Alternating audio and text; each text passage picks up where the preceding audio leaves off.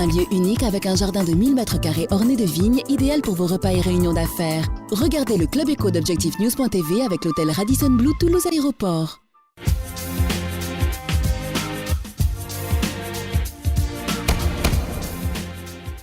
Bonsoir, bienvenue dans le Club Éco d'Objectif News.tv. Nous recevons ce soir le directeur régional de Renault, Ludovic Troy. Bonsoir. Bonsoir. Alors, quand on regarde les chiffres sur les immatriculations, on est aux environs de plus 7% depuis le début de l'année, alors que tous les constructeurs annonçaient plutôt une tendance à moins 10% pour la fin de l'année. Qu'est-ce qui va se passer pour en arriver à ce résultat-là, alors que tout semble plutôt positif pour le moment? C'est vrai que le début d'année a été plutôt positif en termes d'immatriculation, pour une raison simple, c'est que nous avons immatriculé la plupart, aujourd'hui mi-mai, fin mai, la plupart des commandes que nous avons prises fin 2009, avec l'effet prime à la casse à 1 000 €. Donc c'est un effet, il y a toujours un écart de 2, 3, 4 mois suivant les modèles entre la prise de la commande et la livraison et l'immatriculation. Aujourd'hui, le marché des commandes est en net retrait. On est sur des tendances, suivant les semaines, entre moins 20 et moins 30% par rapport à l'an dernier. Ce qui veut dire que l'avance prise en début d'année en termes d'immatriculation va au fil des mois fondre. Et d'ailleurs, le mois de mai isolé est à moins 24% par rapport au mois de mai 2009 sur les 3 premières semaines. Donc la tendance est clairement en train de s'inverser. Comme nous ne prenons plus autant de commandes et de loin par rapport à l'an dernier, les immatriculations, avec 2-3 mois de délai, vont commencer à baisser aussi par rapport à l'an dernier. Et les moins 10% qui sont à peu près un consensus à peu près général entre toutes les marques devraient être une réalité en fin d'année 2010. Ludovic Troy, on dit que ce marché de l'automobile est un marché dopé, sous perfusion. Est-ce qu'il n'y avait plus la possibilité justement d'accompagner ce marché-là par des aides publiques ?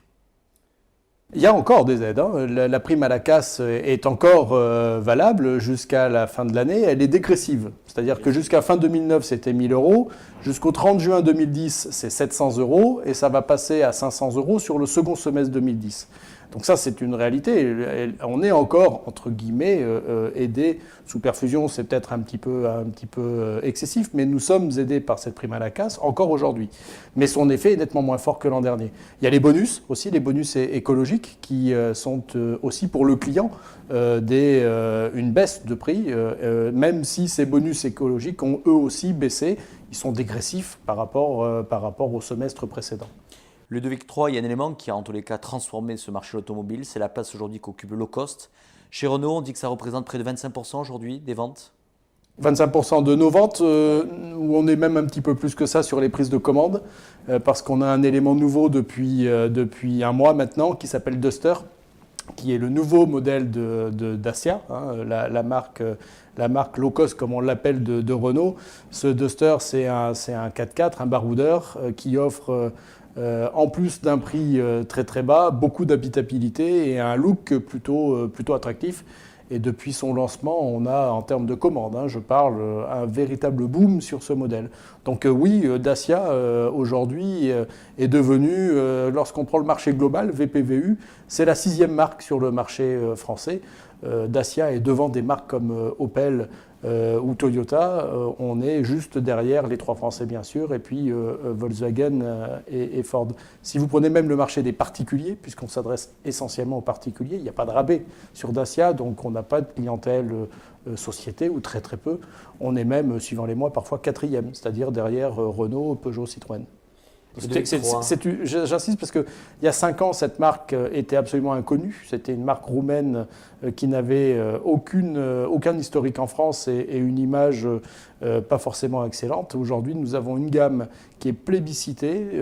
C'est vrai que nous sommes favorisés par le contexte, mais c'est vrai que la gamme s'élargit. Les offres arrivées au bon moment. Les offres produits sont de plus en plus adaptées aux attentes de nos clients. On a beaucoup de clients qui proviennent du marché de l'occasion. Donc c'est une accession pour eux aux véhicules neufs. On a des véhicules qui sont garantis 3 ans, qui sont motorisés avec Renault, avec beaucoup d'organes mécaniques, par exemple de Renault ou de Nissan pour le 4x4. C'est très rassurant et c'est une des raisons du succès. Là-dessus, Ludovic III, on a toujours entendu un président, Carlos Ghosn, mettre beaucoup aussi l'accent sur les énergies, avec notamment la voiture électrique, des énergies, on va dire, alternatives. C'est un axe stratégique qui prend forme aujourd'hui au sein du groupe Renault. Je pense que ça va être une énergie de moins en moins alternative. En tout cas, à très long terme, c'est clair. Aujourd'hui, Renault-Nissan, puisque c'est un partenariat vraiment global au niveau de l'Alliance, l'électrique, c'est plus qu'un pari. On s'est engagé à fond dans cette stratégie. Nous allons avoir une gamme large de véhicules électriques. Quand je dis électrique, c'est 100% électrique. C'est-à-dire que nous ne sommes pas sur le marché de l'hybride. Nous allons arriver avec une gamme large de 4 modèles complètement électriques. Ces modèles ont déjà été présentés sous forme de concept car. Ils ont été révélés pour 2 d'entre eux dans leur version de série et ils seront présents j'allais dire en chair et en os, en acier et en batterie sur le stand Renault du Mondial de Paris fin septembre 2010.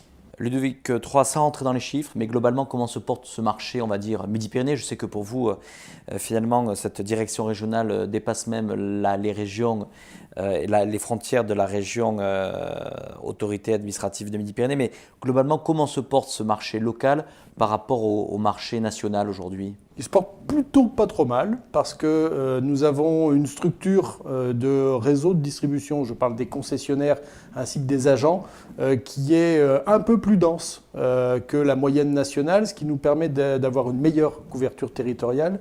Nous avons une après-vente également qui est un petit peu plus forte peut-être que la moyenne, on va dire. Quand je dis après-vente, c'est toute la partie pièces de rechange ainsi que bien sûr les ateliers de réparation, mécanique et carrosserie. Ce qui fait que l'activité, le business général de Renault et de Dacia dans le Midi-Pyrénées est plutôt un peu plus en forme, j'ai envie de dire, qu'au niveau France. Et les performances, notamment en termes de pénétration, sont vraiment au niveau France, voire au-delà, suivant les secteurs. Merci Ludovic III d'avoir répondu à notre invitation. Je vous en prie, merci à vous.